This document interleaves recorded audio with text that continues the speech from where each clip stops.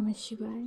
কুয়াশায় ভেজা নতুন একটা সকালে তোমাদের সকলকে জানাই অনেক অনেক স্বাগত, অনেক অনেক ভালোবাসা। তবে আমি না দুটো টেনশনে রয়েছি।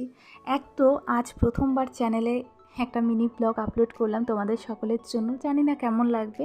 তোমরা না সকলে কিন্তু আমায় একটু কমেন্ট করে জানিও।